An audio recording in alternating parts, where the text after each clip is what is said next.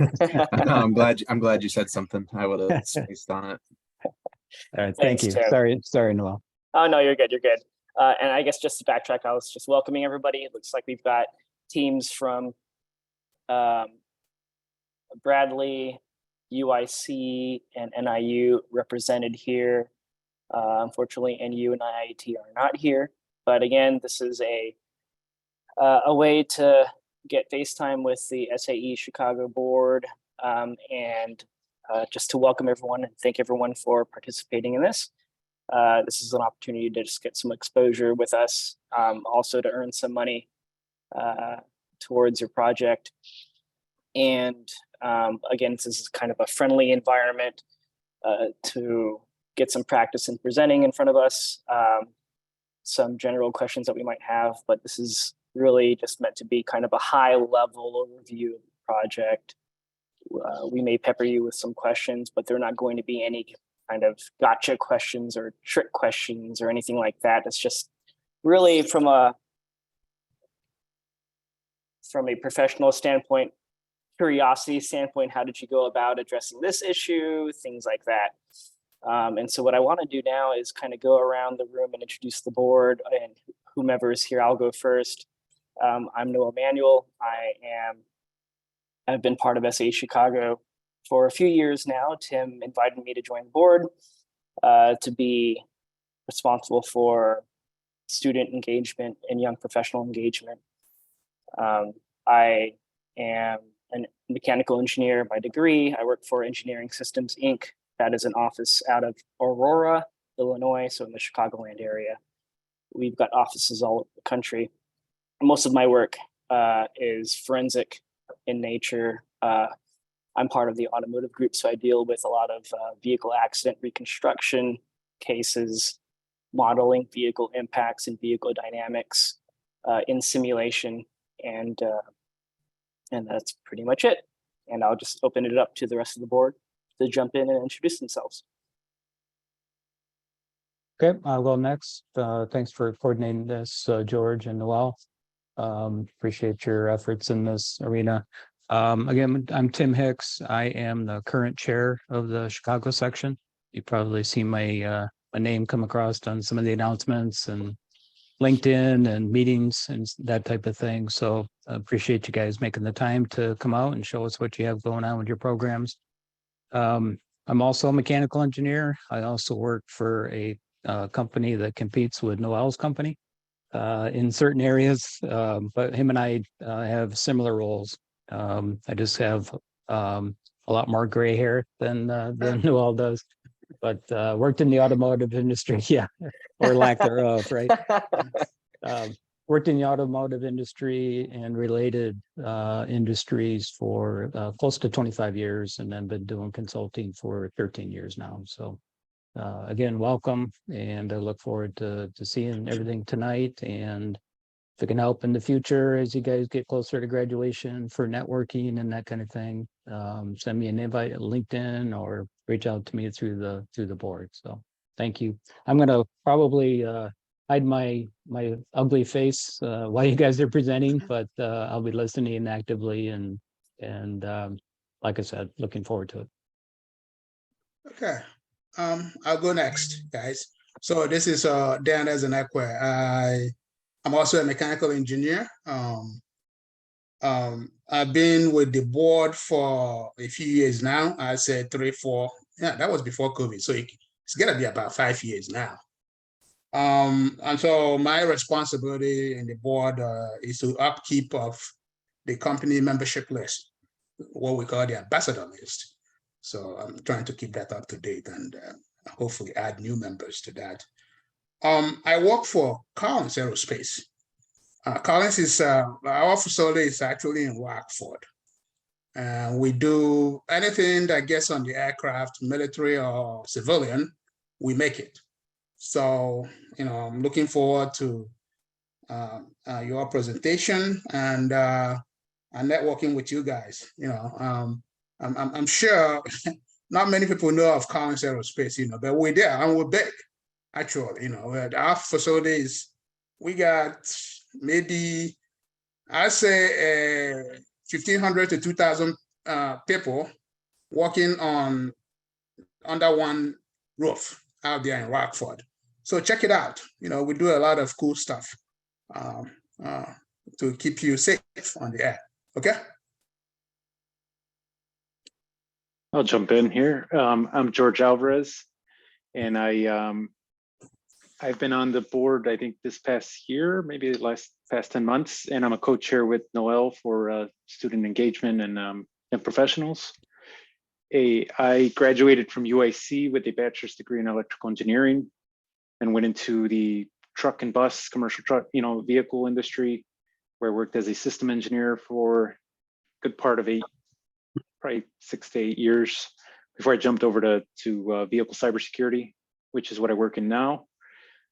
Once I left commercial vehicles, I now am in agriculture and construction vehicles. So anything from tractors and harvesters and combines to, skid steers and excavators, like the one behind me. And yeah, I'm just looking forward to the presentations. Hand it off to the next. Thank you. I don't know, I might be next. I'm Dan Karlek, everybody. I am a longtime officer and a longtime member of SAE. I'm currently retired, and I am, last assignment was designing agricultural equipment for C&H Industrial in Burr Ridge. Looks like they're going to be moving to Oak Brook pretty soon. I'm very happy to be a part of this. I think that you guys are way ahead of the game. I think that you guys are golden. I think that you guys are setting yourselves up to be in a great position to be hired.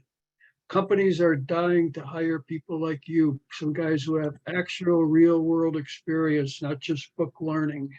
So I'm happy to be a part of this tonight.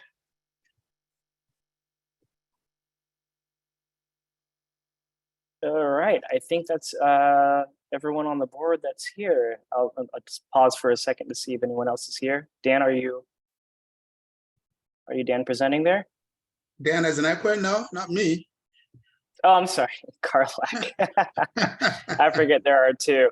It's important to note that so SAE International has got these local chapters, local to Chicagoland, local to Milwaukee, and the board members are volunteers. So we definitely care about giving back to our professional community, but we also care about this type of outreach that we're doing. So we definitely appreciate this type of interaction that we get with the students and young professionals. So thank you very much. And with that, I will, so we've got, let me just remind myself because I just had a note here, Bradley, UIC, and NIU.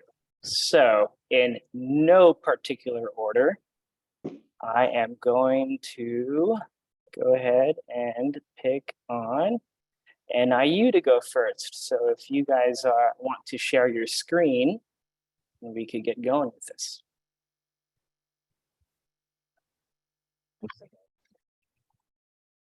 All right, I'm going to get our slides presentation set up, okay? Very good. All right, slideshow. Hold on. Where's the screen share? Oh, so nice. I recognize some faces from the last time I was up at NIU. Yeah. All right, do you guys see the presentation? Yes, sir. All right, great, wonderful. All right. Hi, everyone. First of all, we just wanted to preface this by saying thank you for putting this event on. This is something that we've been looking forward to, and something that we're very fortunate to be able to be a part of. So yeah, with that being said, my name is Louis Walgren, and I'm the current president of Husky Motorsports at NIU, and I'm a business administration major. Hi guys, I'm Clayton Urshell. I've been to a couple of the board meetings now, and I am the vice president of Husky Motorsports, and I'm a junior mechanical engineer. Hello, my name is Matt Eberly. I'm the suspension team lead for Husky Motorsports. I'm also a junior mechanical engineering major. Hello, my name is Ben Watson. I am a junior mechanical engineer, and I am treasurer of the Husky Motorsports and also a suspension team member. All right, let's get into the presentation. Oh, we overshot. Oh, no. I'm sorry. Sorry, guys. There we go. Oh, we're getting technical difficulties. Here we go. Okay. All right, so just to give you a quick overview of kind of the structure of our team, basically we're split up into about 5 sub-teams. We got powertrain, cockpit controls and safety, chassis, body and aero, suspension, and as well as the business sub-team. So our project right now is Formula SAE. We are focused on competing in May of 2024 at Michigan International Speedway. The reason why we're not competing this year is because of several reasons. One reason is because the overall cost just exceeds the resources we have available. It's also too quick of a turnaround for us. We want to be able to show up to competition with a car that we're very, very proud of and we know is going to do really well.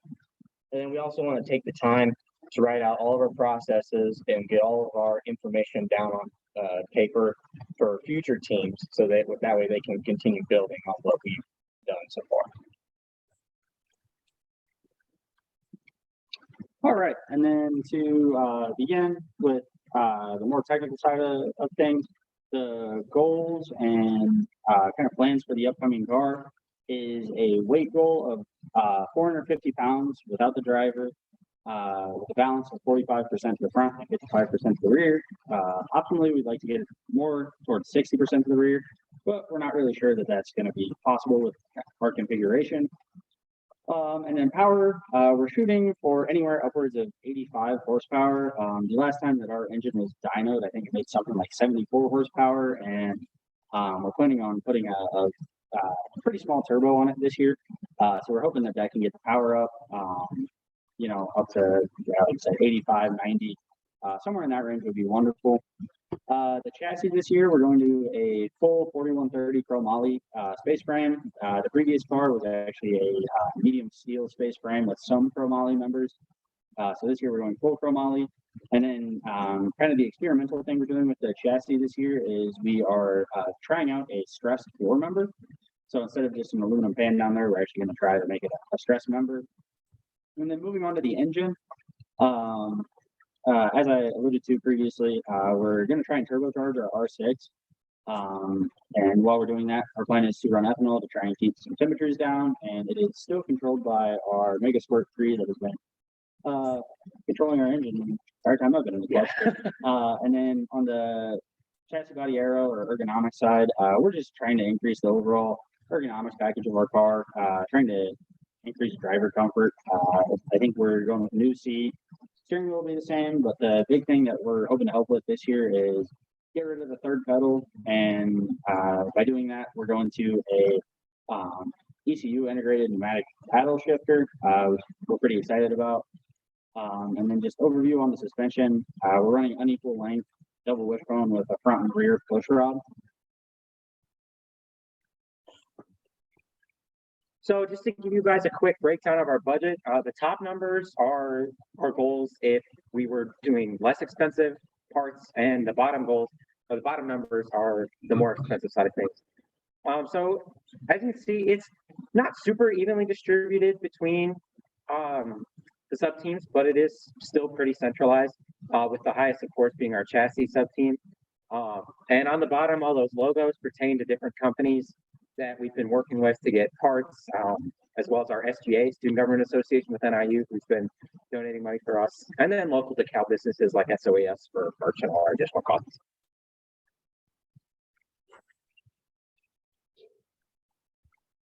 So our timeline for completing the car,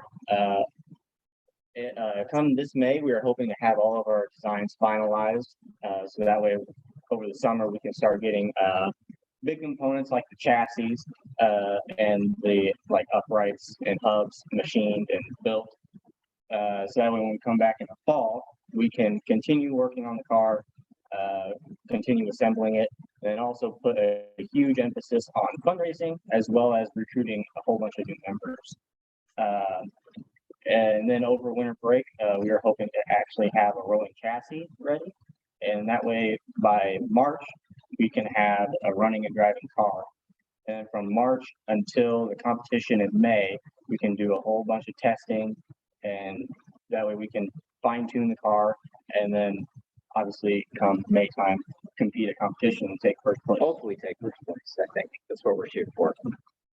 All right, so now we can get into more of the specific sub teams. So as a suspension lead, I decided to pull some information from our Lotus Shark analysis software that we use. So we can import our SolidWorks geometry, kind of make changes and optimize things. So I compared the 2022 car to our upcoming car. That's the camber curve with our roll angle. So you can see we really learned a lot about what our max camber is and roll. What do we want to do for static camber? Last year we ran a lot for static camber. So figuring out how a car drives has been this past year. Understanding the car for next year. I included a GIF in the top right that's in bump, one of the degree of freedoms of the car. So you can see those the double wishbone with the first rods, how they act in bump. Then we get into the design. That's been where we're at right now, finalizing the design for structural components, but also ensuring that things are actually designed with weight in mind. The last car was not really designed for weight goals. So we're actually designing for weight now. And then into the summer and for the future of the team, we also are part of the TTC now for tire data. So we have the data, just starting to figure out how to analyze it and understand what it means. And then for the chassis body aero sub team, the main thing that we're focusing on with the chassis this year is actually getting to a torsional rigidity figure. As far as I can tell through research, kind of the main way of validating these chassis, or not validating, but the main performance that you can find in the chassis is your rigidity versus your weight. And the previous car had absolutely no analysis given to how rigid it was or how much it weighed. It was just kind of, oh, we need a bar here for whatever reason. So this new car is, only bars that are there are the bars that we need and the bars that we believe are structurally needed. And then as I spoke about earlier, we have a stress floor member. You can see in the 2024 car on the right side there, the entire floor there. We plan on welding that in, like I said, to make it a whole stress member, which we're hoping and still working on the FEA to try and analyze that to see if it's actually going to give the big boost in rigidity we'd like to see. Also in the rear, we're actually making the engine stress member. Kind of no reason not to. Save some weight and then free up some space back there as well. And then for our aero, and we're not really doing much aero in terms of wings and things like that, but for our body, so nose bone, side pods, we're going to do carbon fiber this year instead of some retired HVAC ducting and fiberglass. And then we'll also be trimming down a lot of the unnecessary numbers from the previous chassis. If you look at the 2022 car on the left, you can see there's like a weird double front hoop going on. The side impact structures have way too many bars. There's a lot going on there that really shouldn't be. And then really big thing for the overall car is we're actually getting a new differential this year. It's one of the Drexler V3 differentials that's actually adjustable, so we're pretty excited about that. The cool part with that is we're actually going to be having it floating off the back of the car instead of in a box like the previous car had. And then this sub team also deals a lot with the validation equipment. Like we're in the process of building an actual torsional rigidity tester on a beam and tilt test and just overall tests like that. Next up, we've got our powertrain sub team. Our primary goal for this year, as we mentioned before, was to implement a pneumatic shifter, which the paddles are from CAS Technologies. We've also had to implement a slipper clutch, which is different from the OEM clutch that's used by the R6. The top picture, you can see there's the CO2 tank off to the left, and then that bar is kind of the shifter assembly. That's going to be very easy to control. In the middle, we've got progress being done on a dyno that we found at NIU. And so hopefully we're going to get that up and running soon and be able to get hard data from the engine and find out how we can better tune it. And then we've also got a turbo project plan, and we've got a ton of people doing research on that right now. So that's been looking really good for that. Sorry, guys, I know we're going over just a little bit. This should be our last slide. And then for our cockpit controls and safety, our new pedals are being designed to be incredibly light. Like you can see on the left there, we're using some generative design. That's been really fun to experiment with and try to use. Our plan is to cast them in aluminum. So that'll be pretty nice. Like I said, the pneumatic shifter is obviously a big deal to help with ergonomics. There's also going to be no clutch pedal, completely revised seating position. Just like I said in the overview of the car, just the entire ergonomics package should be overhauled pretty much. Yeah. Yep, overhauled. So yep. And then I think that's everything we got. So we're happy to hear any questions you guys might have. And once again, thank you very much for letting us present to you guys, and we're looking forward to what you guys have to ask. Yep. Great Can job, I just guys. sneak in one question? Yeah. So your structural analysis, I see that slide up front. Does that give you a metric for the safety of the driver? Is there, I see you were removing some material from the old car and then trying to make the old car structurally more solid. Does that give you a metric for how safe the driver is? Yeah, there. Yeah, I'm pretty sure in ANSYS, I haven't experimented with it yet, but I'm sure in ANSYS you can do a factor of safety analysis on it, depending on what sort of impacts we're expecting. You know, if we want to do a side impact test that, you know, however many newtons or whatever, we could calculate the factor of safety, or, you know, analyze the factor of safety and all that. And it's something we have taken into account. As you can see, our main hoop is a lot taller. And last year, a big issue that we had was with that tangent line test. I forget exactly what it's called. Yeah, the tangent line test. The one where you have to be 2 inches clear on your helmet on top from the main hoop to the front hoop down here. There's tangent line. We were not good on that. Yeah, actually, we had to overhaul our seating position. Yeah, we actually failed tech at Michigan, and we had to go cut up the entire center of the car. So that's all fixed as well. Which we have a lot of safety in mind for sure. How'd you guys finish last year? I believe we finished 82nd out of 100 teams. Okay, great. For us, was pretty good considering we passed tech. We had just about every setback we could have experienced, almost no budget to work with, and we made it happen, you know. It was also our first time back in a few years. There was a bit of a gap where we didn't get a lot of the data from previous teams. So yeah, we actually, the team just completely hit a wall and stopped. There was absolutely no carryover members where, so I think the team died in like it's unfortunate. 2017? Yeah, or 2018 we placed, what was it? I think we placed 14th or something like that. Basically, it was a fresh start because all of the previous years of stuff got wiped away except the physical parts we had. We had none of the previous data or design stuff. It was just clean slate. Yeah. So that's why we're kind of chugging along and getting back up to speed. Everything is culminated to where we're at right now. Great. I've got one question. So I hear a lot of great things with this new car. You may be incorporating boost. You're looking at adding a stressed floor member. All these things, pneumatic shift tuning. All these things mean faster, right? Lighter, stronger, more power. So I saw a slide that modeled the camber gain, I think. How do you guys balance the benefits of each and the efforts that are assigned to each of these? Well, I think I would probably approach this from a management standpoint, I'm assuming I'm the only business major here. A lot of what we had to do is we had to limit the amount of stuff that we're doing per sub team, just so that we don't get out of the scope of what we're doing this year. Our goal this year is to work off of the foundation that we set last year, completely finish comp, hopefully finish top 50 realistically.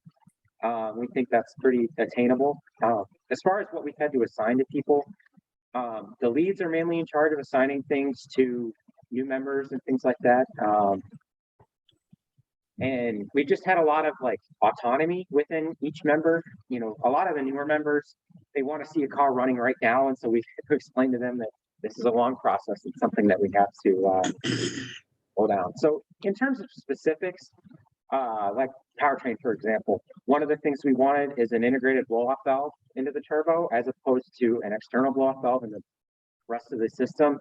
The reason is just to make it a little bit easier for us, and that way we can set a foundation for the next team to be like, hey, would we get any benefit from an external blow-off valve from somewhere else in the system? Things like that. Okay. That's Fantastic. good question, Noel. I had one related, somewhat related. You're talking about the weight distribution front to rear. It looked like a pretty good one out of the chute in, I think you had 45, 55, but you were trying to target 60. I'm just curious what the thought process was in trying to shift more to the rear. Yeah, so the last car I think was 53% front. We originally targeted 60-40 because we were going to use a different engine. We thought we could move the weight back, but the way we're moving certain components and the driver, it's not looking like we're actually going to get 60-40. And even talking to alumni, like over the past 2 years, we built an alumni base backup. Looking at their data or like their results from competition, seeing like their weight bias, like I don't think they ever hit 60-40. I think max was like 55 or something. And we're using the same engine as them. So what's the best baseline? What's something that we can actually get close to using any data we have from past teams? So that's where that decision really came from. But 60-40 would definitely be ideal. Okay, thanks.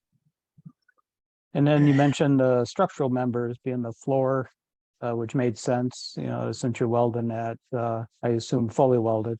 And then you mentioned the engine.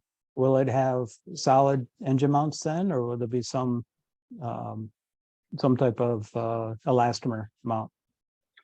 Yeah, I believe it should be solid. You can see, can you guys see my mouse? Yeah. Yes. Okay, you can see it'll actually mount all the way from the outside into the tube here. So where this gap is will be where the engine mounts. So we'll basically have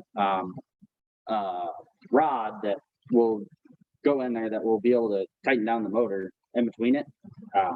So yeah, I believe that's solid now. Okay. As opposed to when I'm pushing or something like that. It's also going to be a lot better. One of the issues we had last year was that our engine was not easily removable. It's not removable at all. Not removable at all, actually. So, and that's something that, one of the first things we tried to overcome.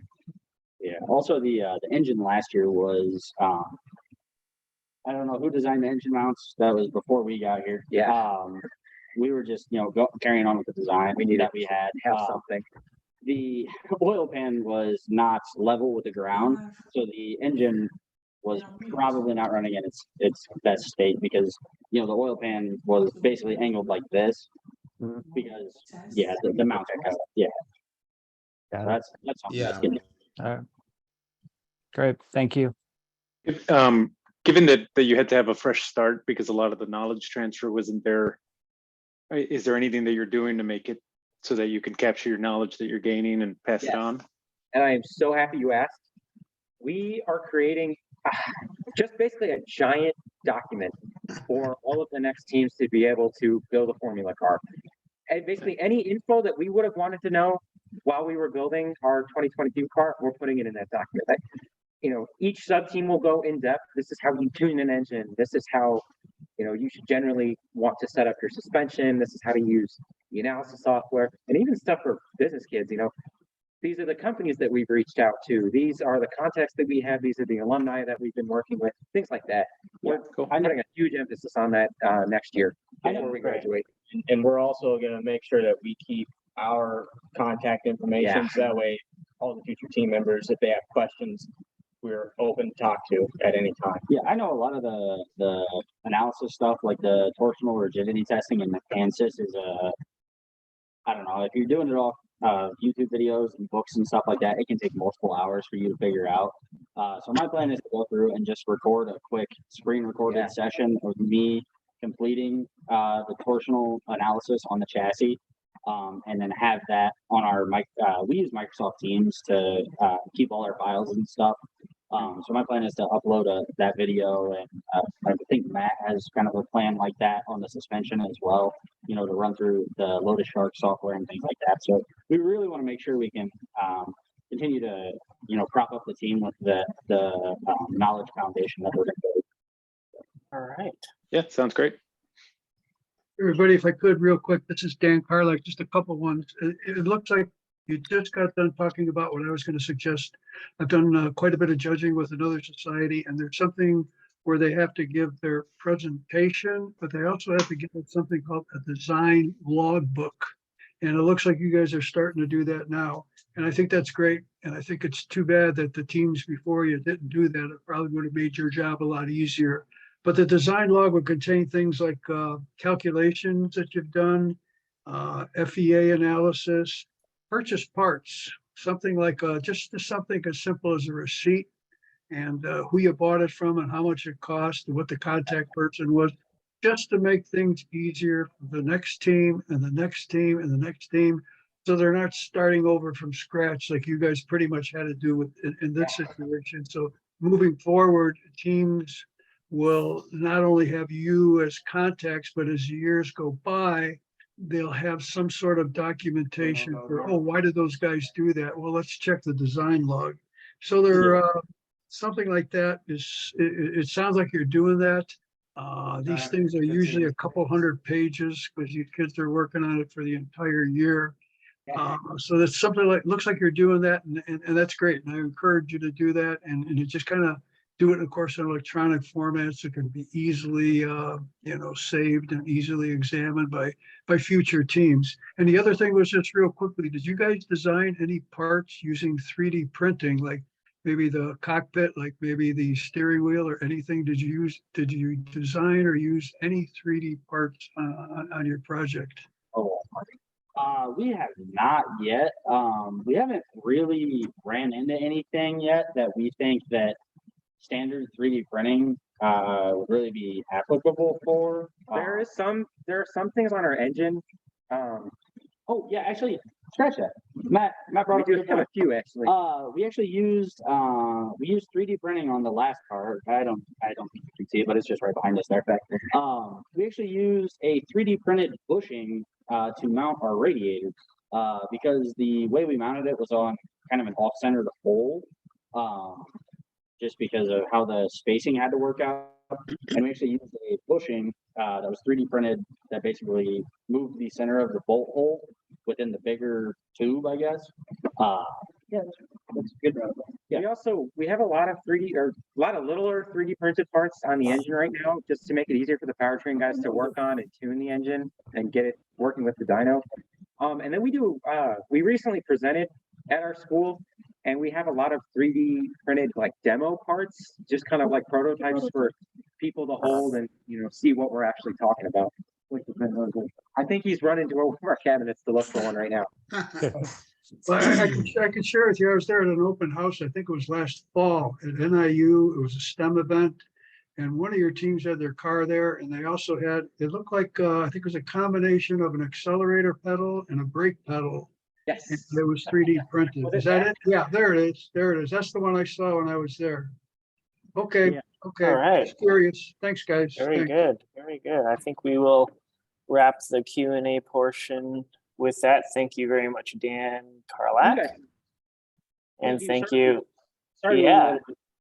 No, you're good. Thank you so much, NIU. So your presentation covered the 15 minutes. We did go a little bit longer on the Q&A.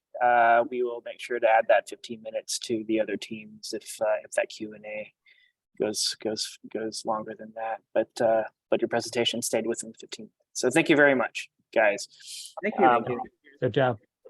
Good job. Yeah, thank you for that presentation. Stop here. There we go. Alright. So again, in no particular order, I am going to go ahead. Bradley, are you guys ready to present? Yeah, we are. Let me go ahead and get the screen sharing set up. All right. And feel free to cover 15 minutes of your presentation, and then we could open up to about 15 minutes minutes of Q&A if it goes that long. All right, just kind of double check. You guys can see the screen here. Yep. Yes, sir. Awesome. So kind of preface this, we were gonna do kind of a whole vehicle design presentation, but our vehicle dynamics and powertrain folks they just got out of a heat transfer exam. And so that it just wasn't timely for them. So we're gonna kind of go over just the chassis design for our Baja car. My name is Michael Palmer. I've got Savannah Spenny with me here. I'm a senior mechanical engineering here, and I'm the chassis team lead. Hi, I'm Savannah. I am a freshman mechanical engineering major, and I am on the chassis team. So yeah, we're gonna, I guess, go ahead and get started here. So the requirements for this year's car was to meet the SAE rules. We wanted the basic finite elements analysis of drop test, rollover, side impact, rear impact, and front impact to show a yield factor of safety of 1.5 or more. The wheelbase to be 71 inches soft. We wanted the car to be about 450 pounds without a driver. The weight bias to be a 40/60 front rear. Ground clearance 10 to 15 inches. Tire size 21 inches. Outside turn radius less than 7 feet. Top speed 28 miles per hour in 5 seconds. A shaft-driven driveline. The 4x4 to be CV axle and differentials. And we wanted the car to last about 30 hours. So our Baja team is made up of 3 sub-teams. We have the powertrain, which is responsible for the engine, gearbox, and transmission. This team is made up of a senior design project, so the rest of the team collaborates with this project. The chassis and ergonomics takes care of the frame, tabs, seat, and wiring. The vehicle dynamics takes care of suspension and steering. All right, so kind of to go through the research and development side of this, we got our whole chassis system. We got chassis and ergonomics, which kind of covers the seat, all the parts of the car that the driver interacts with. So that ends up kind of covering the pedals, the steering wheel, and kind of when we're divvying things out at the beginning of the year, they're like, oh, well, if you're doing the pedal, you might as well mount the master cylinders. And so like all that little stuff kind of gets thrown in there. But kind of going into the research and development here, one of the biggest things was trying to figure out how we want to place the driver. Everybody's first competition on the team was last year, and we didn't build that car. That was an existing car. And so now we're kind of coming in here. We've got all kinds of ideas on how we want to build this car to make it a little bit better. And we're really excited because this is our first car that we've built. So going into the ergonomics, one of the most painful things was like this previous car was built, so like your knees are bumping into stuff that was in the cockpit, and like the seat didn't really hold the driver in place, so you're like holding onto the steering wheel really tight. And so we went really deep into the dimensions of the driver to get the seat like just perfect, seat angle just perfect, so that like the driver is really comfortable for that 4-hour endurance event. Because we're looking at doing 2 drivers for the endurance event, so 2 hours a piece, and it's just a bear to sit in a really uncomfortable Baja car getting jostled around for 2 hours.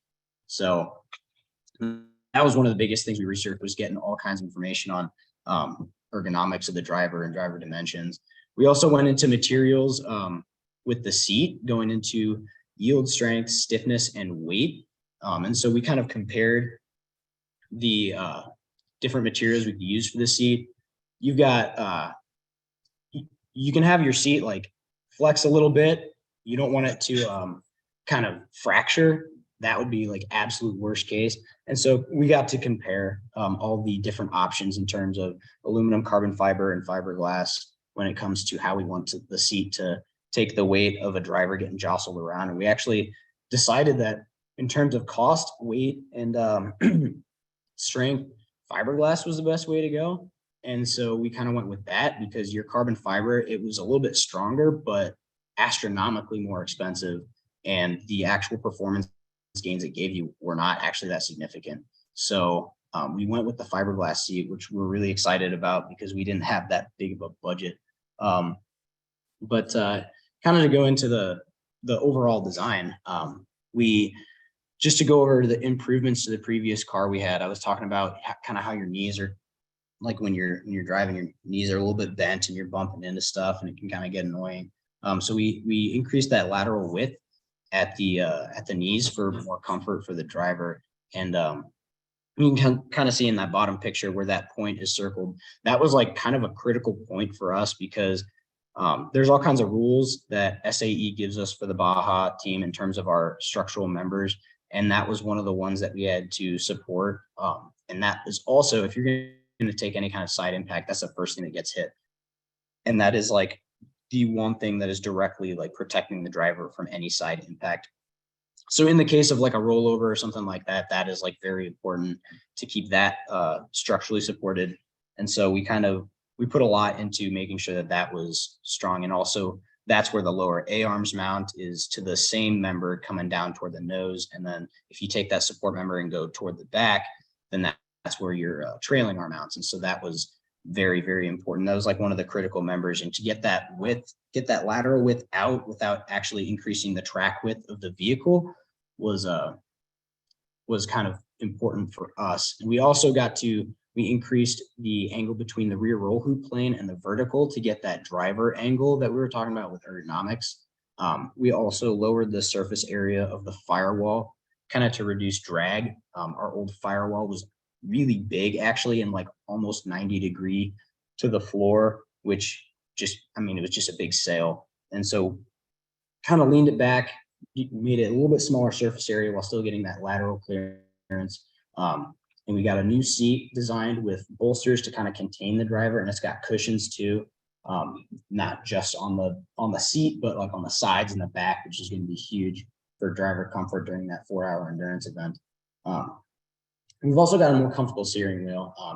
Every single driver at competition last year complained about the steering wheel. So, I mean, if everybody's complaining about it, there's something wrong with it. So we swapped that out. We got a regular steering wheel, a lot more comfortable. And kind of the key things that went into all these designs was, I mean, number one, the SAE rules. There's like 130 pages of rules. So like, you got to follow those, got to know them to a T. Also the 5th percentile female to 95th percentile male seated dimensions is kind of what we based our stuff off of. We also kind of validated that with the drivers that we're going to have next year, taking measurements off of the actual people that are going to be in the car. Front and rear suspension design was huge in changing the kind of geometry of the nose, and we'll kind of go into that in the next slide here. Also in integration and fitment with the other drive systems. So the drivetrain in general, kind of going how the drive shaft has to go through that cockpit was pretty huge because this is our first year doing 4-wheel drive. And so the chassis has to work around all that.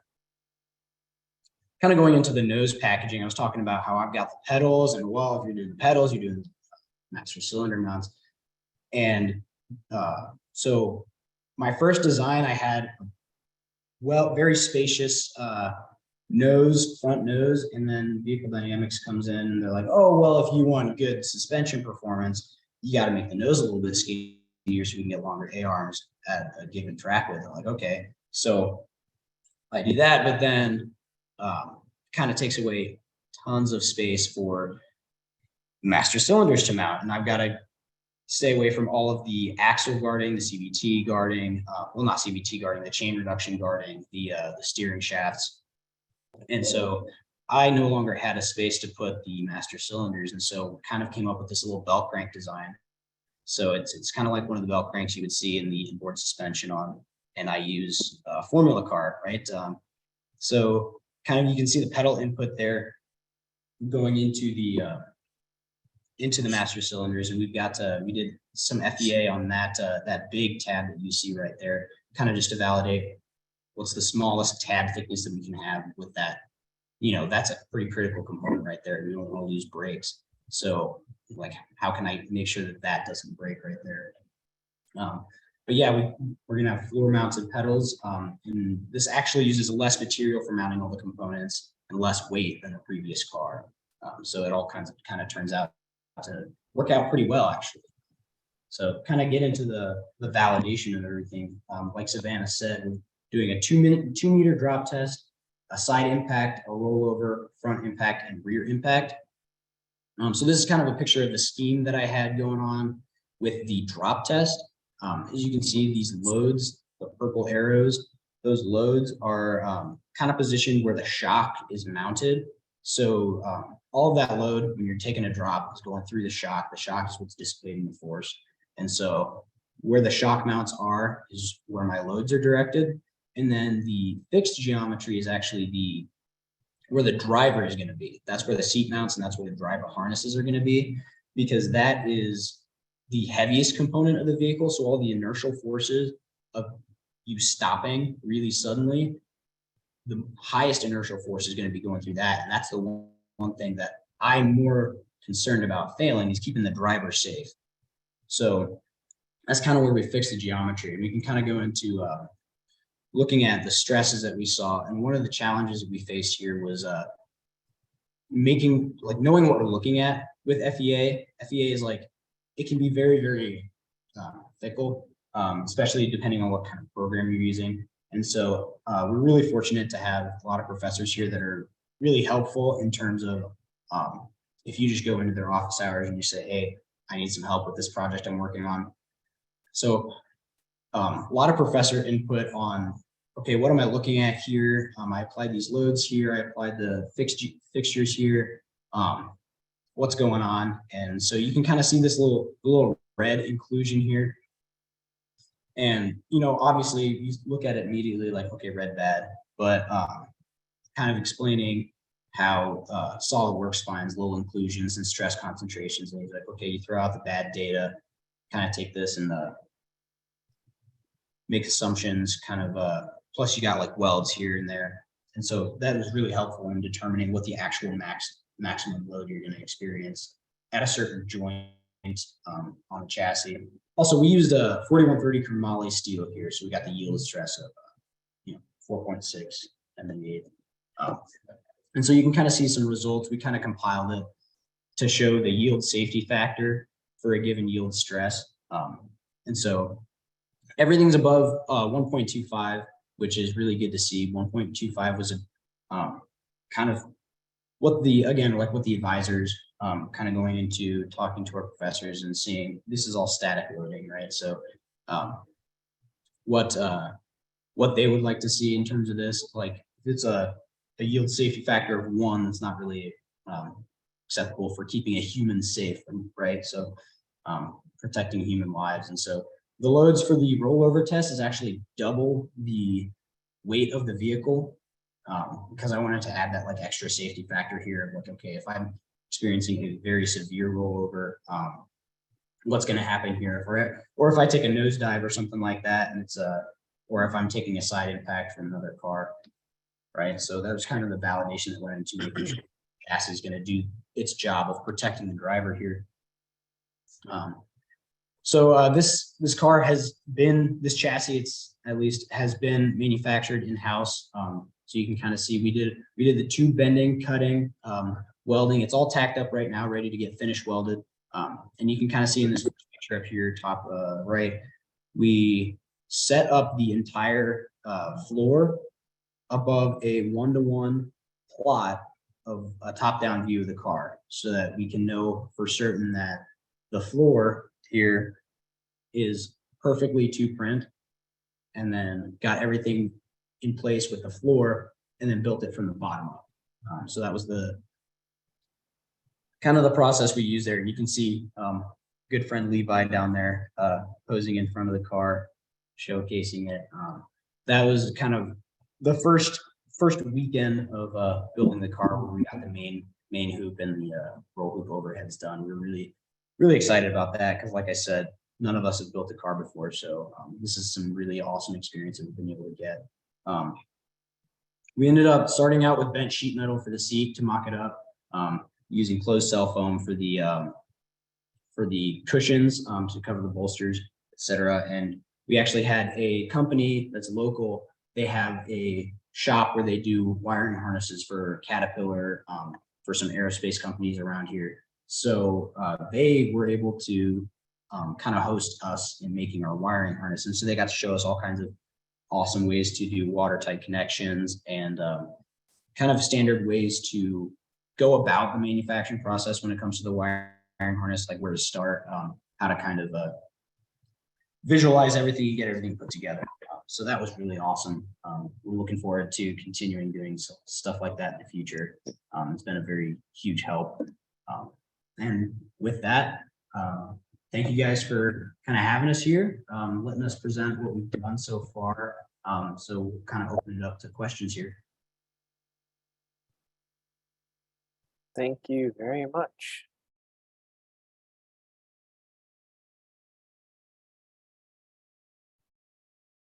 I guess I'll kick off the questions here. How are you guys on your budget and your timeline relative to your budget? So in terms of timeline, we're running a little bit behind the timeline, but we are we do plan to be at competition in Oshkosh in May. So we're really excited for that. The timeline kind of hit some hiccups when design is kind of an iterative process, right? So there's a lot more iteration to the design than you're expecting, but all the designs are finalized and manufacturing started, as you can see in some of these pictures. So yeah, we are kind of on track to be in Oshkosh in May, which we're really excited about. And in terms of budget, we really didn't start off with much of a budget. We had enough money to register for competition, and that was just about it. And so in terms of that, it's been using the resources that we have here at school and getting donations from companies. And so we got discounts from Wix Aircraft to get our 4130 Volley 2, using raw materials from our machining and manufacturing department here at Bradley to kind of machine parts like bearing carriers and hubs. And like I said, the senior design team, they've got their budget that they're working with, budget and time, their fabrication and manufacturing. Cool. So everybody's skipping classes until May, so we can get the car done. Oh yeah, you have no idea. It is a long ways to go, and here we are, mid-April. Yeah. How many are on the team? Because I know when we first did this in 2021, there was a team of one, being Dylan, Conup. How big's your team now? So we got, I don't know, we started off with our Baja team having like upwards of 20 some folks. The amount of people actually participating and putting in time to design, it's probably around like 5 to 8, something like that. But I mean, it's more than we had last year. So Dylan was on the formula team. And he was that's right. That's right. Because we didn't have that many members, so Dylan was doing all of it. The Baja team was the formula team last year. So. And then he talked about the ground clearance. I made a big note, but forgot this was a Baja vehicle and not a formula vehicle. But what kind of suspension travel is designed in, and does SAE have requirements as far as what needs to be included? In terms of like suspension travel in general, the SAE rules for the Baja competition don't have like a spec for suspension travel or ride height. Now, for Baja, the more suspension travel you have in general, the better performance, or well, not necessarily better performance, but we have highly adjustable shocks, and that gives us a lot of variation in how we can perform. For example, for the sled pull, we actually used less stiffness on the shocks, and we brought down the tire pressure, get more traction. So our car would squat more. We get more traction on the rear tires, so we could pull that car. This year will be a little bit different because we're going to be rocking a 4-wheel drive. So, but in terms of that 10 to 15 inches ground clearance, we've got a really highly adjustable setup. We've got the Fox Evo, float shocks. And so it's a gas shock. You can adjust the pressure in different chambers to change damping and stiffness in general. So you can up the standing ride height if you want. You can bring it all the way down. So I don't know if I answered your question there, but the SAE specification isn't really defined in terms of the rule. Okay. And I didn't realize that Yeah. there's adjustability in it for the different events. So that's good. Thank you. Yeah, this is pretty unique from my standpoint that I don't think in the last time we had this presentation that anyone presented a Baja vehicle. I think there is a mix of Formula and Formula Electric. So Right. this is pretty neat. It's just a little bit of a different mindset. So I remember in some of your earlier slides, you had mentioned a wheelbase of 71 inches soft. So I'm thinking in full compression, your wheelbase could be different, right? Yeah, so we have a trailing arm suspension. Right. So, Okay. As a trailing arm Strokes, it increases the wheelbase. Right. Yeah, Right. there you go. Very cool. Very cool. And then you had mentioned 30 hours or 4-hour endurance part of this challenge. Could you explain that a little bit more? Well, so 30 hours for the life of the vehicle. That's what we need for it to operate, like the total life cycle in terms of testing, redesign, in terms of, so we've got our engine, which will last more than 30 hours. We know that.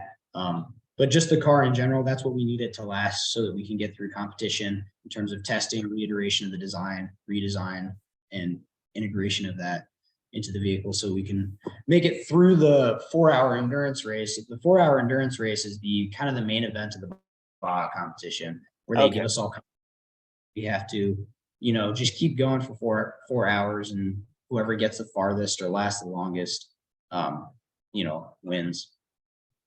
Very cool. And is it just laps of a particular course? Yeah, so last year it was at Tennessee Tech, and so Tennessee Tech had a course built on their on like an expo grounds near the campus, and they kind of built in a bunch of jumps, some big rock gardens, creek crossings, just obstacles meant to kind of beat up the car. There were a lot of cars that broke, a lot of broken A-arms, trailing arms, suspension components just gone, and so the point is to just drive it as hard as you can and just beat up the car as much as you can and get as far as you can in those 4 hours. Very cool. I'm sorry, I'm dominating the Q&A. If anybody wants to interrupt me, please go ahead. But so in off-road competitions, like so I'm liking this to like the MIT 400, Baja 500, and 1000, where pre-run vehicles are typically, or maybe not the pre-run vehicles, maybe the competition vehicles are predominantly 2-wheel drive. So what's the rationale behind shifting to a 4-wheel drive vehicle? Actually, it's a requirement now. Oh, okay. It is. Last year it wasn't, and we decided to go with 2-wheel drive, and we actually performed really, really well. We got 7th place out of about 93 in the endurance event. Wow. And that was with a team that basically all we brought to the competition was a lot of guys that knew how to drive cars. So yeah, I mean, the 2-wheel drive works really, really well. I'm kind of sad that we have to go to the 4-wheel drive, but we always have the option of shutting off the 4-wheel drive, disengaging the front 2 wheels. And I plan to use that a lot going into the endurance event. But yeah, it is a requirement now. And I will say we were the only team that finished top 10 in the endurance event that had 2-wheel drive. Every other team used a 4-wheel drive setup. But I also kind of think that they probably were able to disengage those front wheels because having that option is really, really valuable in this kind of situation, trying to get that top speed and acceleration. It takes less energy to spin a lower mass, right? So Yeah, and you mentioned the 4-hour endurance challenge. How many drivers swap out during the 4-hour endurance? so we did 3 drivers. Three. I drove the last leg of it, and we actually are planning on doing 2 drivers this time. So it'll be 2 hours per driver. So the reason being, when you make a pit stop, it just takes time. And if you don't need to make a stop, there's no reason to. So we lost, I think on that last stop was the reason that we didn't get, I think we were going to place 5th or 6th, but on that last stop, it took so much time and the other teams didn't make that stop that we ended up getting 7th. And so we were actually really close to doing a lot better. So looking to doing 2 this year. What size fuel tank is it then? And can you go 2 hours before filling that up? Yeah, I want to say it's 5 liters. Last time we did it, we actually looked at the fuel. We had a piece of cardboard that we dipped in the fuel tank to see what level it was at. And we were well within what we needed to be. We had only gone through like 1/3 of the tank when we stopped the first time. And so we were like, okay, I mean, we don't need to make these stops, but our drivers were also getting really beat up. Sure. So yeah, it's a rough event. Yeah, and that's perfect segue to my question. From the ergonomic standpoint, what did you guys use to study and make improvements from that besides driver feedback? Were there any kind of heat studies, like knee impacts or anything like that you guys looked at? In terms of like studies, there's a lot of SAE papers actually on just ergonomics of the angle of the driver, location of the steering wheel, location of the pedals. Like when I say angle of the driver, kind of talking about the angle between the seat and the back, and also just the general angle, like orientation of the driver. So that would be like, that would define the firewall angle for us. Gotcha. And so that was huge. And also just knowing the general dimensions of like your largest people that you're going to see in the car and your smallest people. And that was a formula SAE paper actually that we found all that information on, but it applies still to Baja. So we were able to use that as well. One of the biggest things was like kind of keeping stuff away from the knees. And so that was just a matter of me kind of like taking the biggest person that we have driving, putting him in the car and saying, how much farther should that side impact member go out to kind of make it comfortable for our biggest driver. So that was kind of just having a person in there with a measuring tape. Yeah.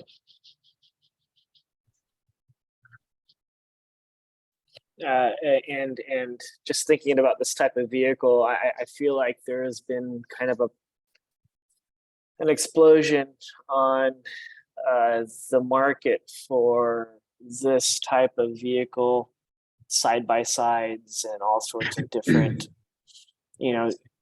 larger than ATVs and faster than ATV type vehicles, right? Razors and things like that.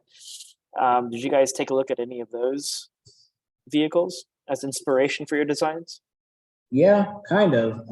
A lot of those did the double wishbone on the front and the rear. Yeah. We had a lot of success with the trailing arm in the rear this year. And so we wanted to stick with that because that trailing arm is it's very, very strong. With the double wishbone, you end up with like some thinner tube. The stresses going into that rear wheel can be pretty substantial. And so that trailing arm actually, like, we really liked it because we beat up this car a lot. Side by sides kind of see a lot of that too. But they're bigger vehicles. They're also a lot heavier. We're going for less weight while also keeping that strength. So trailing arm was kind of the way to go. But we did kind of look at the just the general driver enclosure of a side by side, like that main hoop. There was also just in general, there's a lot of templates for the chassis itself that SAE kind of provides, and you can just find out online. And a lot of them are just incredibly similar to a side-by-side. The only difference I could tell you is most side-by-sides have two passenger, like a driver and a passenger compartment. Yeah. And they're a lot bigger. So some of that doesn't really translate, but some of it does for sure. Cool. And one more last question. I don't know if anyone else has any questions, but I'm just curious, what were the steering wheel complaints from all of the drivers from the previous It views? was, let me see if I can grab it real quick. I think you would understand if you saw it here. So this was the old steering wheel, and just the complaint, it's like electrical. I don't know if you can tell. This is like electrical tape, and I don't know. It's not very comfortable to hold on to. These handles are like a little bit too big, and it's just like if you're turning, then you have to like hold it at this angle. Whereas if you have a circular steering wheel. So it's like the Tesla Model S Plaid and the yoke that everyone's complaining about. Yeah, I heard so many awful things about that steering wheel. I'm just glad I wasn't the guy who designed that steering wheel. But yeah, we were just able to take something that we already had, and we adapted it to kind of go into the existing steering shaft, etc. Very good. All right. Anyone else? Two quick ones. The vehicle on the left that you're showing there, that must be the autonomous version, no driver. No. Well, No. maybe next year. Huh?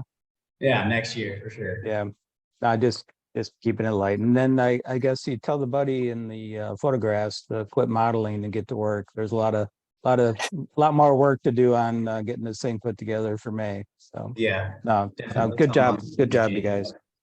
Thank you. Can I jump in real quick, or are we out of time? Yep. No, go for it, Dan. Just real quick, guys. Design logbook. Done a lot of other judging like this in the past.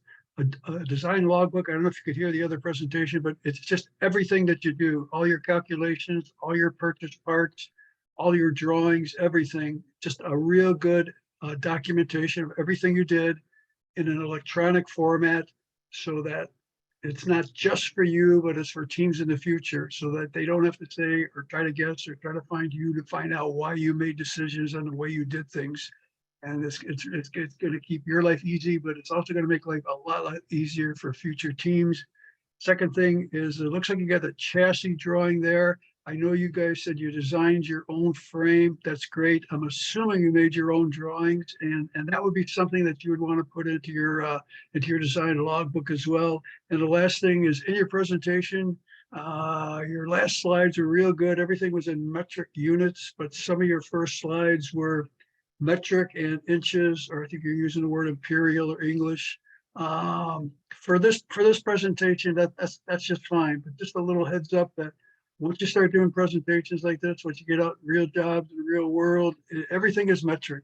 It's a real global economy, and unfortunately, the United States is one of the few countries that has kind of ignored the metric system in a very bad way. But please consider doing everything in metric.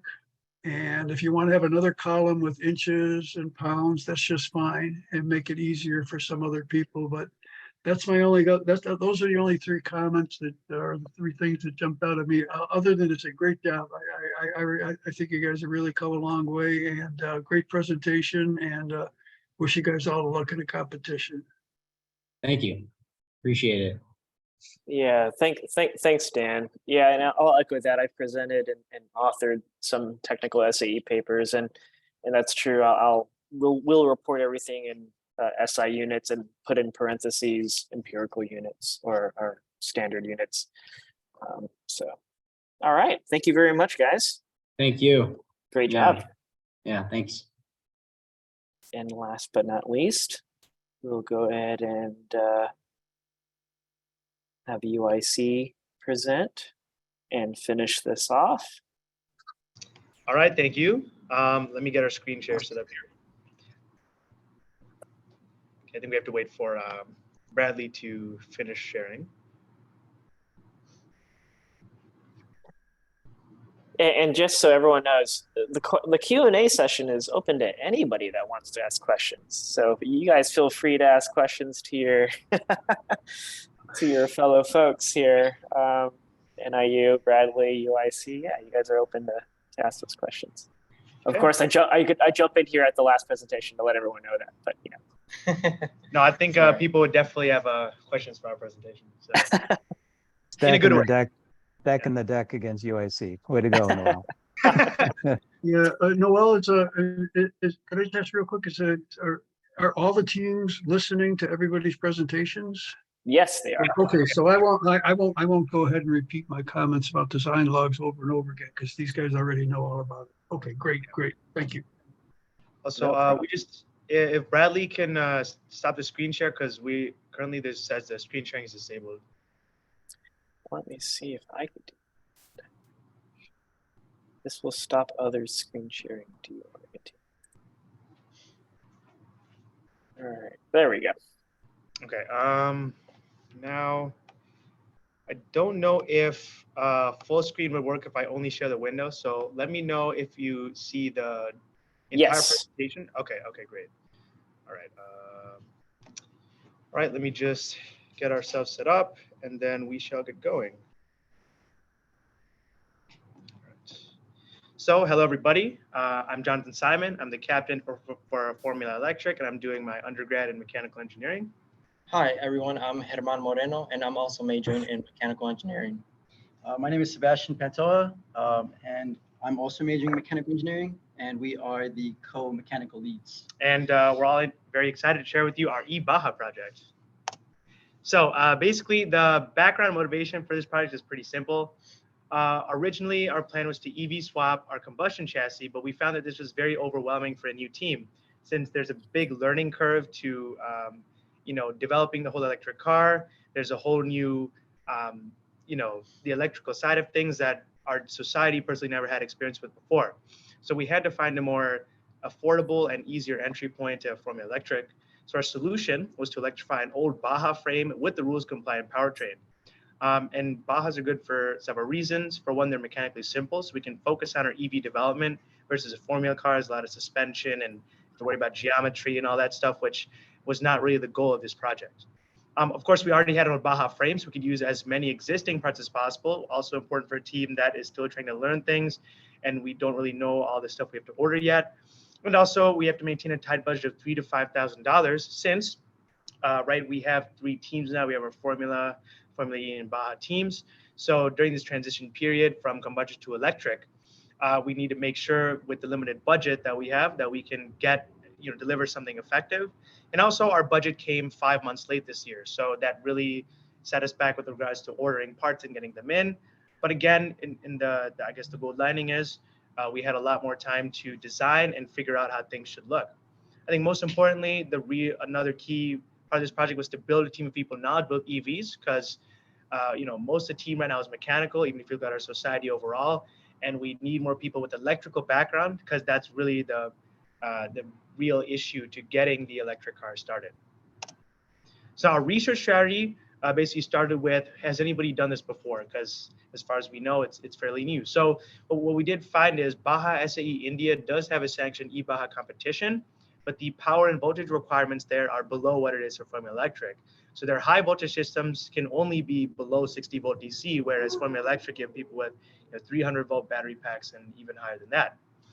We also had looked in North America to see whether anybody's done eBaja here, but as far as we know, and please anybody let us know if you have, we have not found any completed eBajas.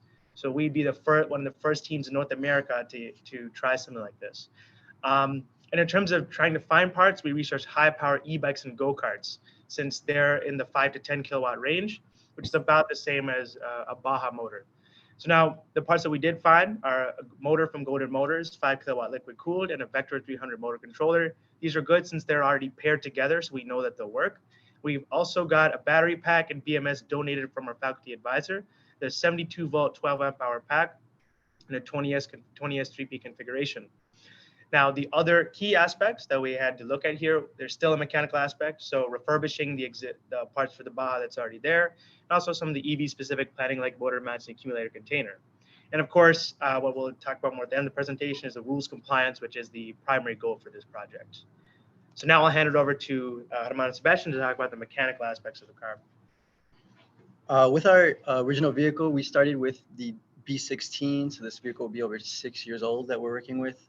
And we started with disassembling the vehicle and evaluating all the parts that we have, documenting the parts that can be reused and the parts that will need to be replaced further on.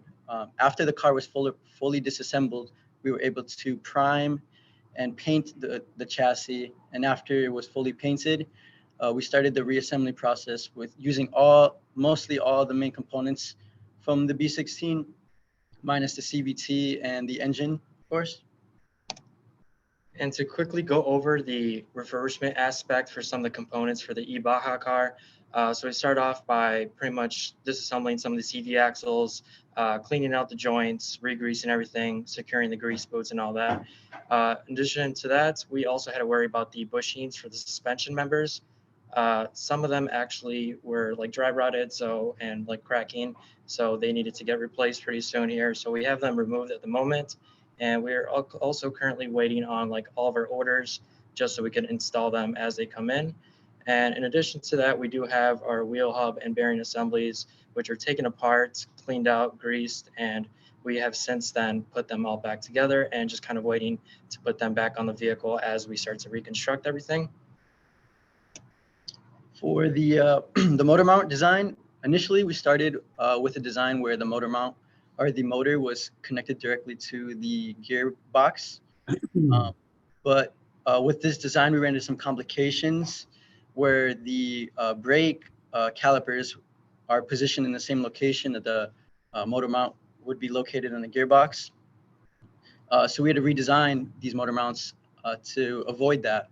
And on the right, you can see that the motor mounts now are attached to the chassis, and we added a weld to prop the motor a little bit higher so that we have clearance over the gearbox underneath. And we tabbed the frame so that it sits nice and secure. All right, and to go over the accumulator mounting system, here you can see kind of like an overview of what it looks like.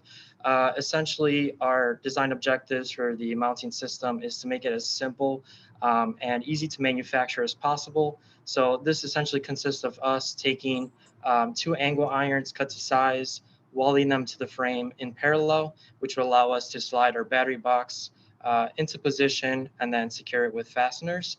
And a good thing about this design would be that it would allow us to remove the battery box pretty easily, like in the scenario that we had to do any sort of maintenance or make any changes to the internal design of the accumulator. In addition, here you can see on the right, there are the tabs and how they kind of align within those angle irons. So again, it just kind of makes it simple to kind of position the battery box as a whole. Now I'll be passing it off to Jonathan Simon so he can go over the accumulator and its internal layouts. Awesome, thank you, Herman. So continuing the theme of simplicity, the main priorities for the battery box was ease of assembly and also preventing shorting. So one of the strategies we employed to prevent shorting is avoiding any fasteners at the bottom of the battery box. So if you look at the exploded image on the right, you can see a little raised section for which you can actually drop in that battery module. And of course, for the rules compliance, we have 2 pieces of polycarbonate covering the poles of the battery module so that they don't short out with the metal accumulator container. We're also going to be mounting all the low voltage components, such as, well, not low voltage, but other components like the BMS and the other stuff like the relays and the resistors and other things that are rules compliant. The other main things we have to package here are the AIRs, or the accumulator isolation relays, and the high voltage disconnect. And the high voltage disconnect is located on the right side of the accumulator container, which is away from the side of the motor output and the sprocket, or like the left side of the car. So that means if anything is happening, that the person can go to the other side and not have to potentially, come into contact with a loose chain or a sprocket or something. They can safely disconnect it. Another key point here is the box is actually oversized, so we have room for a second module over the top of this first one, because what we'll probably find is this one is not big enough for extended runtime. So really, we're kind of trying to future-proof and make sure that once we have this proof of concept running, we can try to improve it into a vehicle that maybe we could bring to an entry competition and really learn from it before we try to move to the full-size car. Now, warning, a lot of wiring here. Don't worry too much about it. I'm only going over the basics here. So the main point here is this is a big deal. We've never had a wiring diagram for an electric car before, and it's the first time we've done it, and it's a really monumental step to seeing what it looks like and how we can plan for a real car. The main things I want to point out here is a shutdown circuit. We've been able to implement one with a bunch of shutdown buttons, brake over, travel switch, all the things that in case something's going wrong, you just smack a button and you will open those accumulator isolation relays and prevent the high voltage pack from sending any energy to the motor controller. Other key circuits we include are the pre-charge and discharge circuits. So when you're starting up and shutting down the car, and also our master switches and measuring points, which is located to the right and beside the driver. So the driver would be sitting approximately in the middle here, and all of those switches and measuring points are behind the driver for easy access. Some of the things we're working on now that we've established the basics is a PCB design. So the parts such as the voltage indicator and the tractive system active light, since those must be hard-coded or analog circuits as dictated in the rules. And the other big thing here is we only have a couple missing parts from a full-size car, such as the brake system plausibility device, the brake pedal plausibility check, the installation monitoring device, the energy meter, and the inertia switch. So that's really good that we'll be able to meet that many rules here. Again, a lot of wiring and very complicated stuff, but the main points I'll run through is, I guess the biggest one is we have two separate Arduinos, one Arduino for switching and controlling things like relays and MOSFETs for all the other components in the car. We also have a separate Arduino for electronic throttle control. So that way we can isolate those issues, because from our research, we saw that that can be a little finicky. So we don't want to have that with the main control Arduino for the car. We can also see a bunch of the like relays and resistors for pre-charge and discharge in our high voltage pack. We can also see our TSMP leads, which will go out to the banana jacks on the side of the car. So that's basically the main stuff with how the internals of our high voltage pack, the main Arduino, and the motor controller, how it all interfaces together. So now our validation and timeline. Again, our budget did come in 5 months late, so we weren't really able to order parts until about March this year. So we did get a chance to do a lot of design. Now, we didn't even think of this project till about halfway through last semester, so we didn't really start working until about January of this year. So we decided, you know, we have done a lot of this progress. Let's try and attain a good timeline like a normal team. So we have our first timeline for the Michigan combustion event from May 17 to 20. And that's just, again, it's a major date that's coming up. Our formula combustion team has to meet it, and that gets us unscheduled. Some of the stuff we want to accomplish before then is building that test bed once our parts come in and getting it working rules compliantly, so we can verify that our wiring designs actually work. Then we want to complete the design and layout of our mechanical parts, such as the motor, those motor mounts and the battery box, and also plan our proper wire harness and connector layout as the car gets reassembled. After that, since we are a new team, we need to learn the necessary fabrication skills and then manufacture those custom parts. For instance, learning how to water jet or laser cut those motor mounts, and maybe learning some sheet metal bending and welding for the battery box. The next major deadline after that is June 1st, since that is about 2 or 3 weeks away from the Michigan EV competition. So by June 1st, we want to have everything kind of in the frame and chassis. We have our mounts manufactured. We have our wiring all set up. And that way we can make sure, again, everything is working properly and we won't see anything unexpected once we start driving. And right, the ultimate goal is to have a car that's running and driving by the Michigan EV competition. So that way, at least we've been able to meet that deadline. And as a new team, we've proven that we can now do Formula Electric. So with that, that concludes our eBaha presentation, and we hope you guys enjoyed. Thank you. Thank you. Who is your electrical engineer here among you? All of us are mechanical. I am the one who has been focusing the most on electrical development, and I just like electric cars so much that I read about them. And this was actually a dream for me since I was a freshman. And I think some of the judges might remember we actually presented at this same competition in 2021. That was with the plan to build that full-size car. But throughout last year, we found that we really need more experience with this. We cannot start with such a hard project. We have to scale it down to something that's more approachable. So you were just reading this up and then going through all the schematic and all the electrical drawing, wiring and drawings, and then getting it right? Yep. So basically, beforehand, we had all these plans to build a cool car and whatnot, but no, we had ever gone through and made a wiring diagram or a wiring harness or anything. So that's an important first step to even get this working in the first place, right? If I scroll back to this, for instance, the internals, This is all done by me. And this is really as much as I can do without having a car in front of me, but it has to happen. And essentially the way I've set it up is once we get all those parts in, we just have to copy this. In the sense, not every single wire is here, but most of them. And from here, it just becomes specific things like where to route stuff, cutting holes in boxes so wires can come out, waterproofing. So we're really trying to take this as step by step as we can, because we really did take on too much in previous years, and we really want to get it right this time. So I just think you need to register to get an electrical engineering degree before you finish this program. That's just a suggestion. Yes. No, I mean, definitely I've learned a lot through this process. And eventually I do hope to do cool things like EV conversion and whatnot. So if anything, this is just, good, I don't know, preconditioning for that. Impressive. Yeah, thank you very much. So I had step out right at the beginning of your presentation. So if you could just clear up real quick. Is the same vehicle going to be used for the ICE competition and then converted to e-Baja? So, okay, essentially this project was developed out of necessity. Like ideally we would be using a Formula chassis, right? Like maybe an old Formula frame from previous years, but we didn't have that. So actually before we had thought of e-Baja, we wanted to do a go-kart. Just because, right, we knew we wanted to get the electric rules figured out, but we didn't have anything to put it in, or a vehicle. So, right, what is it? Like on a test bed, there's still a whole part of putting in the car. And we happen to have this Baja lying around. So, right, ideally we would use a Formula chassis, but not everybody just has that lying around. Luckily we did have a Baja chassis that was just kind of sitting around as a display car. So we decided, let's use this as our platform because we can focus on the electricals rather than the mechanicals. Got it. All right. Thank you. Yeah, you're welcome. We can take, any more questions, maybe we can even explain a little bit what the plan is after this.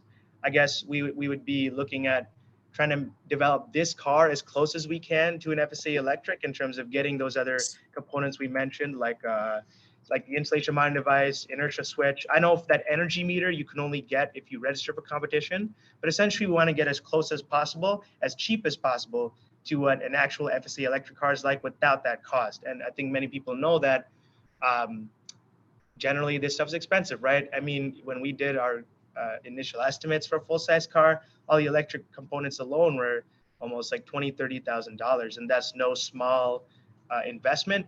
And a project like this would actually help us prove, that we know what we're doing, although it is complex. We made a small scale model and we feel way better about graduating to the next level. And also we can attract sponsors and other people like that with a project like this. I think you had a slide that talked a little bit about the budget. Could you go back to that one? Yeah, absolutely. Near the beginning. Yeah.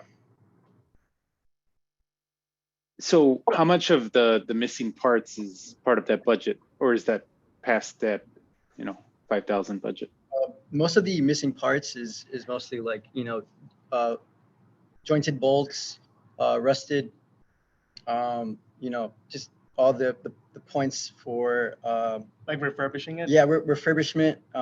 Like Edman, he was going through his refurbishment process with the bearings and some other, like on my end, a lot of the screws and the parts that are conjoining all of these parts, these main components need to be replaced because it's been sitting outside mostly for like a few years now at this point. Well, okay, I guess the good, I don't know if it's a few years. I know that they were running it at previous competitions, but we were recently using it as a display car. But what I will say is that was the advantage of using an existing car, is it had most of the mechanical components already. So we didn't have to go around digging for random things like, tires and wheels. Like that was all just already there. I guess most of the actual cost of this car is the electrical stuff. But in terms of like the major things like the motor and controller, I know those two were about $1,200. All the rules compliance stuff was about $200. And that is actually other stuff like the relays and fuses and whatnot. The other major cost aside of that, believe it or not, is connectors. Connectors are going to be about $300 to $500. We're using Deutsch connectors because our Formula team has used them in the past. And then the other major cost aside of that is materials for like raw materials for fabrication, such as the motor mounts. I think both of those plates alone, each plate is like $120 or something. So all the materials of this are going to add up to about $500, $700. But I think by the end of it all, this first revision, we're looking about 3,500. So 5,000 would be a top limit of like worst case. If we, for instance, this car doesn't actually have front shocks yet, but we know that we have shocks lying around the shop, and we'll do whatever we can to fit those first before the alternative of, you know, buying some pair of something. But really, the goal of this is to demonstrate that electric is accessible. And we also, I know people were mentioning documentation before. That's a big key for us here, is documenting, making sure that this information gets passed on. Because, right, if you look at these wiring diagrams, this is a lot of work for somebody to do by themselves. And I can say that firsthand. And I don't want anybody to have to go through that again. I want this to be the starting point from here. And that's really what this team struggled with in the past was, you know, taking on too much at once, not enough knowledge transfer, and attracting talent. So this project will solve, if we can finish it, and I know that we can because we've really broken it down, it would solve a lot of those problems for us and really set us up, right? Because I did want to see the full-size car when I was here. I really wanted to, but I realized that's not reasonable, and I have to scale it down. So I know that at least when I leave, I'll have set a good foundation. I think that's probably more important than anything for us. Gotcha. Thanks. And I'm just curious. So the motivation for going electric with the Baja vehicles, because there was an existing Baja vehicle. There's no current e-Baja, is there, or is there not? No. So and that's yeah. So in the United States, in North America, there is no e-Baja sanctioned competition, but Baja SAE India has one. So when you look at the rules, their maximum tractor system voltage was 60 volts, and the max power was 9 kilowatts. Whereas for Formula Electric, you know, the high voltage is defined as 60, right? So they're purposely keeping things low voltage for SAE India. Whereas if you look at actual teams here, everything's like 400 up to 600 volts. That's also why, right, we chose a 72 volt pack, because it's over that high voltage limit. So we're getting some experience with it, but we're not dealing with the hazardous, 300 volts or something, where if you really do make a mistake, you lose the entire battery pack, or worse, like damage to yourself or other people. So again, this is really just scaling up, and because, right, we know that if you gave us 30,000 today to build the full car, we wouldn't know what to do with those parts. But through this project, we're actually gaining that, like literally, what do I do if I get a motor here? What do I have to do if I get a controller here? How do I set it up? How do I know whether it works properly? Like all those random questions that you just answer by doing it. So and are there any provisions for any battery safety, things like thermal runaway or anything like that? Yeah, so directly on this car, no. I guess in the sense, other than the UL94V-0, we know that the polycarbonate we're using, it has a flammability rating. We wouldn't have any suppression systems other than fire extinguishers with us. However, probably the number one cause of battery fires is improper charging, or like thermal runaway. So we would be monitoring the temperature of the cells very closely, and but when we do start driving the car, very gently at first, just make sure that, does it run and drive under its own power? Okay, good. Not that you don't smell anything burning. Okay, good. Nothing's coming loose. Okay, good. So again, making a checklist of what should we look for on the car to make sure it's working before we start pushing it. And of course, by the end of the summer, we do want to get to a point where we're getting the battery hot and actually seeing, like, you know, some nice power being put out of it. But right now, we just want to get something working. That's really it. Get the rules compliance, and we'll be happy, because that's, and right, if you look at EV competition, it's the rules compliance. You see, you know, like 30 teams applying. Maybe only a couple of teams show up, because you know how electric is. Diagnosing, troubleshooting, all that stuff is so hard, because like an engine, if you send a rod through the block, all right, engine blew up. But it's very hard, like, you know, the smallest things that go wrong with electronics. So another thing that we're trying to do here is make it easy to diagnose. And really with doing the wiring harness already, trying to plan everything out, is how to make this as easy as possible to diagnose and assemble, so that we can understand how to plan like that for a full-size car. I was going to say Northwestern wasn't able to make it today, but their car this year is an electric Formula. So, you know, I would love to see them come. I would have loved to see that. Yeah, I was going to say maybe worth making the connection, or if you want to make the connection, because then you can, as you're approaching that, you can kind of learn from them and trade notes and such. Yeah, we actually visited IIT shop already, IIT Motorsports. It's a shame they couldn't make today. We wanted to see them too, but we actually looked at their car. They have a dual motor car right now. I don't know if they changed that, but they were using dual MRAX motors, Reinhardt controllers. Yeah. Yeah, so that's also right. If people are asking about general, like, okay, let's say you do want the full size car, even at this point, we would say that's probably 2 to 3 years down the line. But you don't know. I don't know what would happen next year. Maybe this car will really project us farther than we thought, especially getting it closer to a full size car. We could also use that test bed and maybe even shove an MRAX motor and a Reinhardt controller on a Baja frame. I don't know. There's a lot of ways we can take this. So we'll see. We're really just excited to see where it goes. Gotcha. Thanks. Yeah, of course.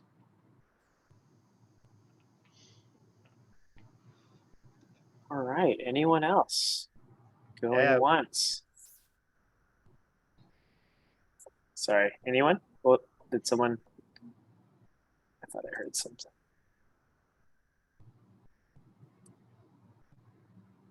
All right. Thank you very much, UIC. Yep. No problem. Thank you. Thank you. Good job. Good job, guys. Good job, guys. Thank you, Bradley. Thank you, NIU. I guess I have some closing remarks. I know. Oh, so we're ending a little bit sooner, which is great. I know we had 2 other universities that we were looking at, but we went a little bit longer for each one of you guys just to account for some of those missing universities to get some of that more Q&A. So hopefully that was valuable to both ends. We were definitely genuinely curious about the projects. So if anyone on here has not joined SAE, please do so, even at the student level. We definitely encourage it. And then as you progress into your professional career, it's definitely a networking opportunity that I value personally and professionally. I think next week is SAE Congress, right, Tim? Yes, correct. Which is in Detroit, which students could attend for free, I believe. If not free, at a very reduced price. At a very reduced price. So that allows you to attend technical talks. That gives you access to industry folks like us. So I encourage you guys to register and attend. That'll happen in Detroit. And I'm sure you guys know about that, maybe if you haven't. I also encourage you guys to utilize your librarians to dig up some SAE papers as well. I noticed Bradley was talking about referencing some technical papers. There are a lot of that that's available to you guys, especially in regards to, from my standpoint, crash, reconstruction, impact analysis, and things like that look at your crash structure. There's a bunch of new research going on in that. So that's all I've got. If Tim or Dan or I'd say if we're not already at capacity next week, I would plug that one too. The SAE Chicago event. Thank you very much. Yeah, we have closed registration. However, if there are some students that would like to go to our Parker Hannafin event in Elk Grove Village, we'll be talking about electrification technology on mobile equipment. Please reach out. My email, jmessina@parker.com, because the registration is officially closed, but we could slip a few students in if you guys are interested. So that's right. It's an in-person event. It is an in-person event. Yeah. And we had a nice, last minute surge of registration. So it did officially sell out, but we can slip some students in if needed. Good. John, thanks for joining. Is it at 100 registrations then? No, it's at, we had to change we had to limit the capacity okay, a little bit more, which ended up working out. So. Okay, good. Whether an influx of IEEE folks? Yeah, we got a few IEEEs today. So good, excellent. All right. Yeah. Very good. And I know we've got a few more minutes here. So if anyone has questions for the board, I'll open up to that. Last 15 minutes.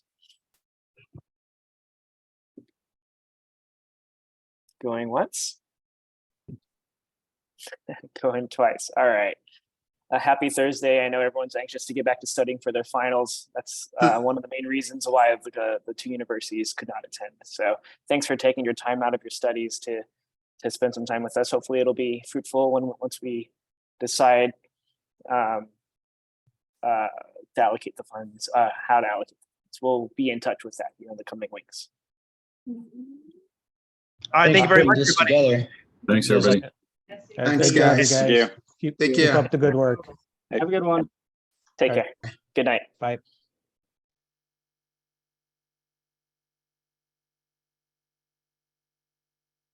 All right, Jeff, thanks for helping host. Yep, Jeff, thank you. Yeah, for sure. Probably see you Thank guys next week.